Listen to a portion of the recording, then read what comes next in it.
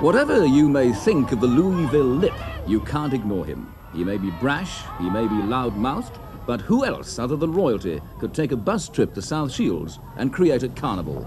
The champion, ladies and gentlemen.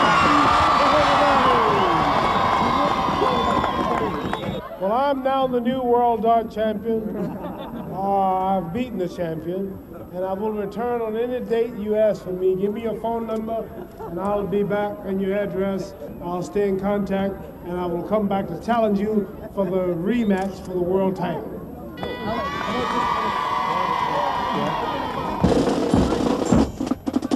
1,000 musicians from a score of juvenile jazz bands gave Ali a close look at traditional Northeast entertainment. One junior member was singled out for a especially warm welcome from the champion.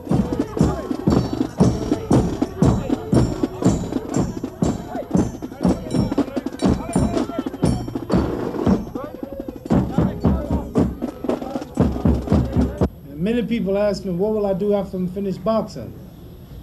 Just like what I'm doing now. Tour the world, go into places where people need help, and do what all I can to help them in my small way. Even a charity visit from the world champion wouldn't be complete without an exhibition bout. And at £5 a head, the crowd at Washington Sports Stadium wasn't disappointed. The last time Ali met former British champion Richard Dunn was in Germany in 1975. Then Dunn lasted 5 rounds. This bout was more playful. County Durham heavyweight Reg Long took over from Dunn, and though Reg might not earn $2 million for his fights, at least he can say he's knocked the world champion down in the ring, even if it was in jest.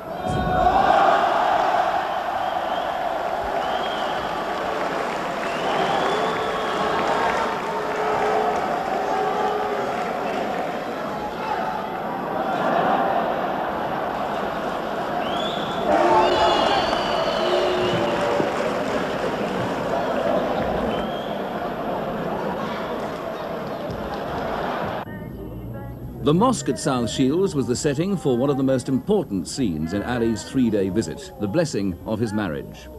Ali and his wife had to fight their way through the applauding crowds. It's a Muslim rule that no one is turned away from a mosque, and at times the crush threatened the dignity of the imam.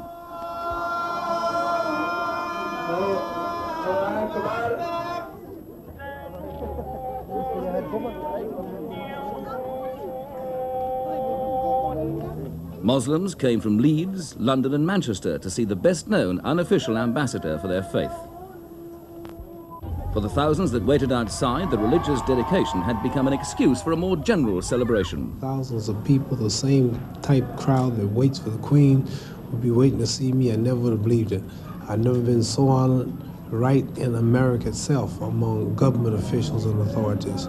So this is the news that I'm going to take back, and I'm overjoyed. And next time I go in the ring, I'll always remember how many people I have rooting for me back here.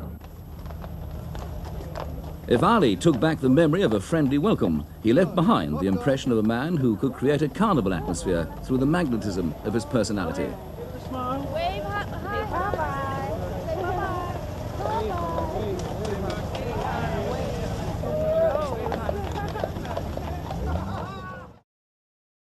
13-year-old when he took on Ali. The Louisville Lip held up a banquet to meet the boy boxers. At a school for handicapped children, Ali presented one child with a new wheelchair and handed over a cheque to help meet the cost of a new school bus. The boxer says the end of his fighting career is in sight. Now he wants to use his fame to help those who need it. The world's best paid athlete, Ali is meeting some of his own expenses for his visit to Tyneside. His wife and youngest child made the trip with him. After he'd boxed the boys and kissed the girls, both wanted to know what makes him the greatest. No girl. How did I become boxer? Somebody stole my bicycle. Made me angry. And I went to a boxing gym so that I could catch the boy who stole it and beat him up. I learned how to box, but I never could catch the boy who took my bicycle. How do you keep yourself fit when you get the punches in your face? How to keep myself fit when I get punches in the face?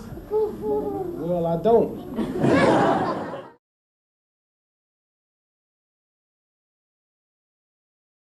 Muhammad Ali dropped in on us in the 1970s, and we're dropping in on him to go back down memory lane. You felt as if you could have been sparring with Jesus Christ. He was just head and shoulders above everyone. Personality with a capital P. Steve Cram asks why Gateshead lost the lead in world athletics. And meet the North's record breakers, whose antics leave you and them speechless. Over 153. I'm Chris Jackson, and this is Inside Out.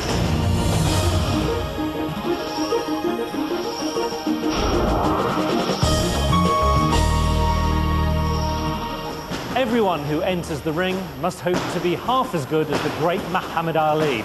Imagine the thrill of actually meeting the champ. But what chance of that for aspiring boxers in the Northeast? Well, back in 1977, every chance, because that's when Ali dropped in to see us. We loved him, and he loved us. In fact, so touched was he by the memory of that particular visit that in an extremely rare invitation, Ali opened up his home to the Inside Out cameras.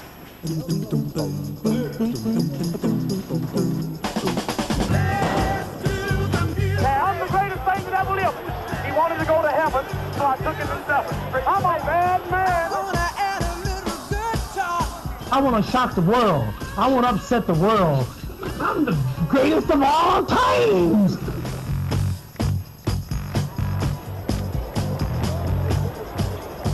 July 1977, the date the greatest came to the Northeast.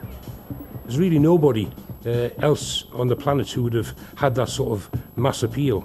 And sitting on the bus and seeing particularly the children staring at him open-mouthed, unbelieving that he was Muhammad Ali, the greatest as he called himself, visiting them and looking the part as well. The visit was organised by a painter and decorator from Whitburn.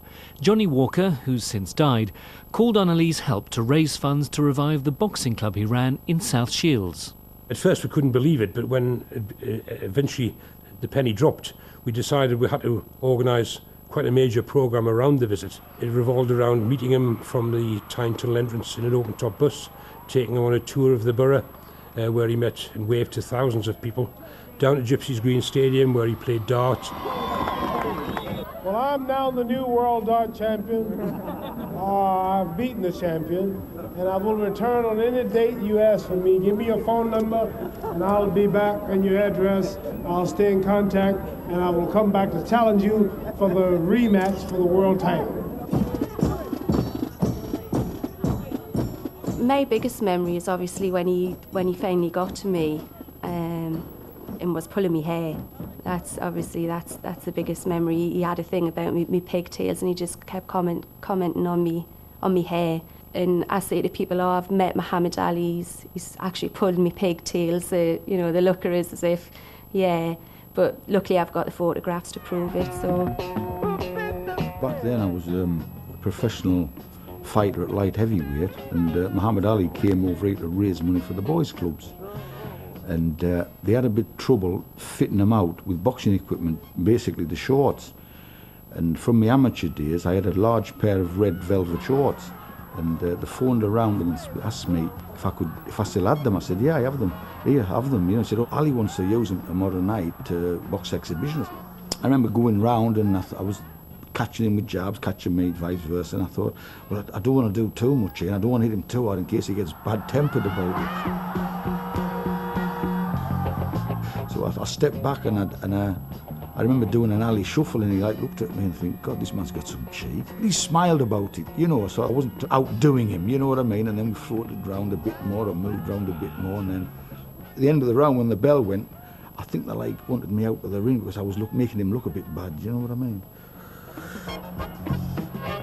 Ali fought 5 different opponents on the night, and his quality as a showman was there for all to see. Everybody was a fan of Ali. He was so different. He just brought such mass appeal to boxing and sport in general. And he really lived up to everybody's expectations. Looking back on it and getting the chance to go in and spar with a triple world heavyweight champion, it was nice to know that I could get in there and land the old jab on him, something as simple as a jab, and sort of give me a little bit of maybe a little bit of a boost to say, well, if I can hit Muhammad Ali, you know, the rest of you lot, they better watch out, you know. He was just head and shoulders above everyone. Just so handsome fellow. And personality with a capital P. During his action-packed 4 days, Ali also spent time in Newcastle at a school for children with special needs.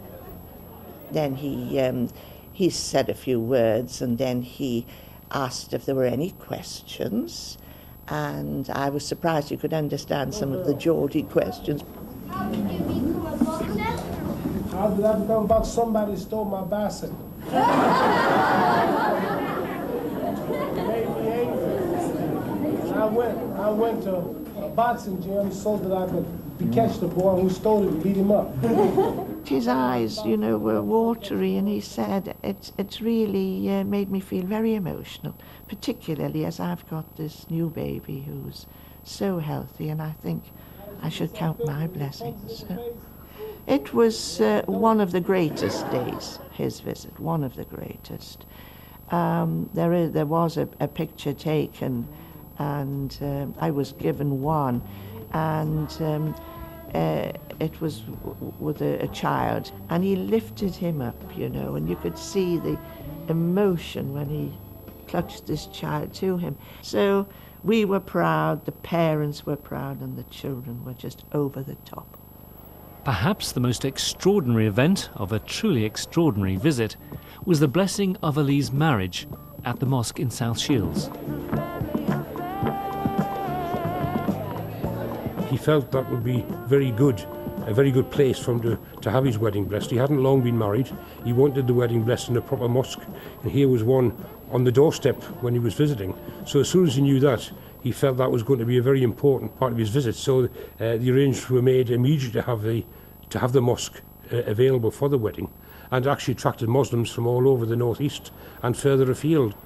Everybody was happy and laughing and joking, you know, and he was shouting, "Oh, Ahmad Ali, Ahmad Ali, Ahmad Ali, you're welcome, you know." Just. And then he says, "Don't forget to pray for me, you know." And he says, "I am very proud." I've never been so honored right in America itself among government officials and authorities. So this is the news that I'm going to take back, and I'm overjoyed. And next time I go in the ring, I'll always remember how many people I have rooting for me back here. One person who was at the wedding, but was too young to remember, is Ali's daughter, Hana, who was just a year old at the time.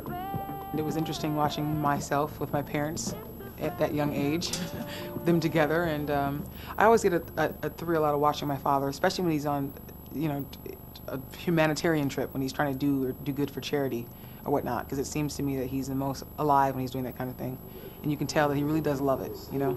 Like, I noticed he actually expressed it in there. He came to the States seeing that he, you know, how much he was admired, and he's taking that back with him. So it's not all for nothing, it's not in vain. He knows that these people look up to him, and the more places he went, I think the more he was felt with pride, and it just fills him up. So what does the great man himself remember of his visit? Parkinson's disease has kept Ali out of the spotlight in recent years, but he granted us rare access to his ranch in Michigan. He was keen to see our footage, but not before performing his famous levitation trick. When I talked to my dad about it, I asked him if he had seen it, and he had expressed that he had, and he felt a little sentimental. You know, it was a time when youth was still ahead of him. He was 100% healthy, you know. I was one and a half, so he was excited about it, made him feel happy, and took him back, I think.